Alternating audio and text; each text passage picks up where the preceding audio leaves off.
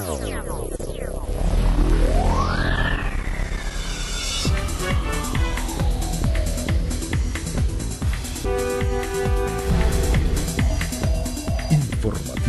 Mira TV está en ti. Amigas y amigos, sean bienvenidos una vez más a la entrevista meridiana.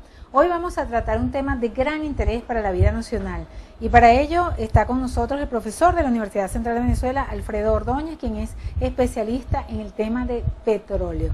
Bienvenido, Alfredo, y gracias por estar aquí con nosotros. Muchísimas gracias.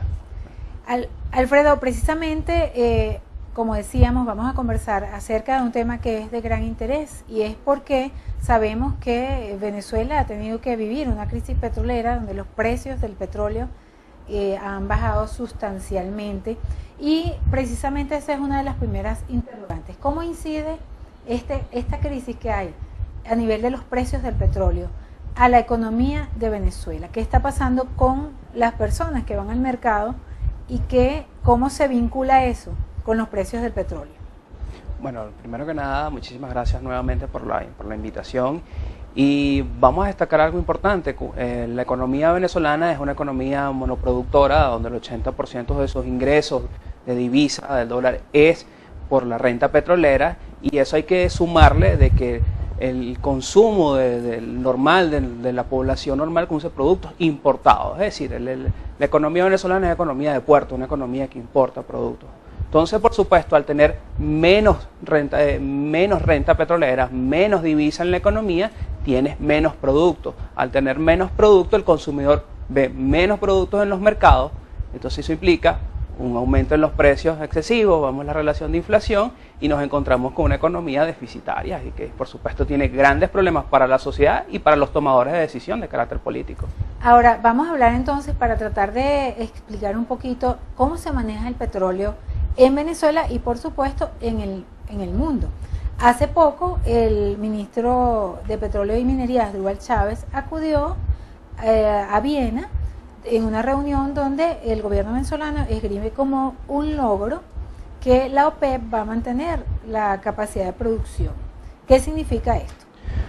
Bueno, es bastante interesante ver que nuestro ministro haya dicho esa experiencia cuando hace menos de 2 meses él estaba con el presidente Nicolás Maduro tratando una política de recorte de producción de petróleo de inmediato, casi que de auxilio a la OPEP con países como Nigeria e Irak que no pueden mantener ese tipo de producción. Sin embargo, la OPEP toma la decisión de mantener el tope de producción con las expectativas de que el mercado mejore, es decir, que las demandas crezcan, particularmente 3 millones de barriles diarios, que es lo que se espera que en pocos meses incremente la demanda, y por supuesto eso lo va a tener una mayor rentabilidad en el precio del petróleo. Ahora, ¿por qué países que tengan posibilidad de extraer mayor cantidad de petróleo tienen que asumir esto?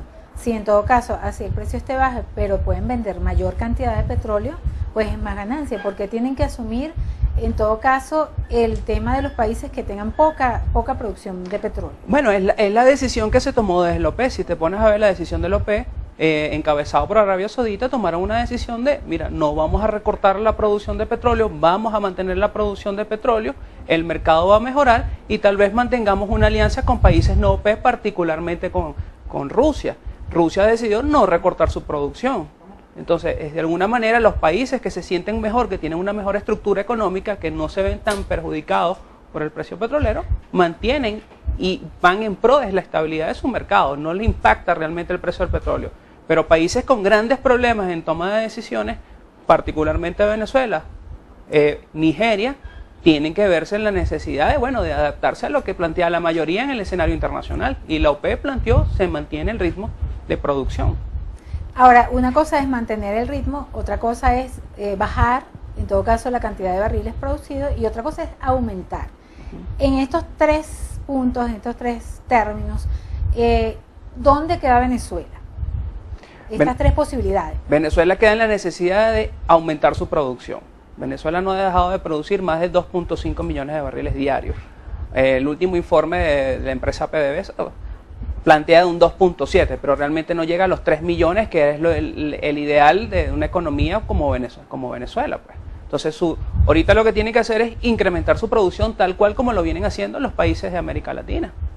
Ahora, el precio del petróleo también pues ha sido un impacto, por lo menos eso es lo que se ha dejado ver ante la opinión pública, negativo en cuanto al gasto precisamente que hace el Estado para importar los insumos necesarios para los venezolanos, ya que en Venezuela la producción es realmente deficitaria. ¿Cómo impacta que este precio del petróleo se mantenga? ¿Cómo impacta el bajón de los $100 y tantos ya a algo más de 40? Si en Venezuela el presupuesto fue calculado en base a $60. Bueno, primero que nada tenemos que entender algo. La política de inversión social que se viene realizando en Venezuela es una política totalmente desacerbada, por decirlo de esta manera. Es una política que está inyectando recursos al gasto social y no vemos la rentabilidad que debería tener a nivel ni siquiera fiscal, ¿no? Entonces eso por supuesto tiene un impacto en que el Estado queda sin divisas para atender lo que es el sector productivo. También su visión de política que está relacionada con un impacto social del Estado como prioritario ha desencadenado un rompimiento con el sector productivo empresarial privado. Entonces nos vemos que tenemos menos empresas nacionales, menos producción nacional.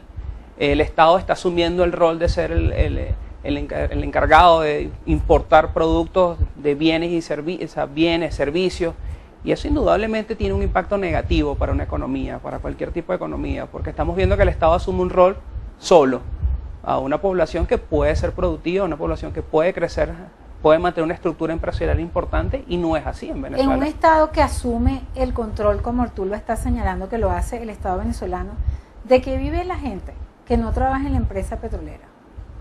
Bueno, lo estamos viendo. Economía de servicio, es decir, una economía de servicio formal e informal, es decir, aquellas empresas del área telefónica, aquellas que pueden participar, aquellas prestar un servicio en cuanto a transporte. Vemos la economía informal ha crecido y que ha venido haciendo el Estado, considerarlo como una economía que forma parte importante de la estructura social, cosa que no es así ni debe ser así, no debe existir economía informal. Normalmente las economías que van en vía de desarrollo o que tienen problemas para seguir eso, son economías que tienden a ser economías de servicio, exclusivos, ojo, porque no es que sea malo, pero es que somos exclusivos en el tema de servicio. Ahora, hay la gran empresa nacional, que es obviamente a través de la cual se administra esa renta petrolera, PDVSA. ¿En qué estatus se encuentra esta empresa, obviamente a nivel nacional y a nivel internacional? A nivel internacional, PDVSA, en el ranking que se le da, está como la quinta empresa, la mejor empresa petrolera. Pero eso hay que tomar en cuenta que existen unos factores como las grandes reservas petroleras que tiene. Sin embargo, en cuanto a empresa estatal, es la empresa que se encarga de mantener la estructura socioeconómica del país. Y es grave, porque es una empresa que quería dedicarse sencillamente a financiar los proyectos de envergadura industrial, de desarrollo importante para la economía de un país, y no lo está cumpliendo. Es decir, es nuestra salvavidas. O sea, el precio está bajo, indudablemente nosotros vamos a estar mal. El precio sube, tal vez condiciones. Alfredo, estamos hablando de una empresa que sustenta la economía de todo un país y que ella a su vez está basada en un mineral que es de todos los venezolanos. En la próxima parte vamos a profundizar un poco más acerca de este interesante tema, de la mano del coordinador de la Maestría de Economía Internacional de la Universidad Central de Venezuela, Alfredo Ordóñez, un tema que definitivamente puede marcar el futuro de todos los venezolanos. En la próxima parte, sigan con nosotros.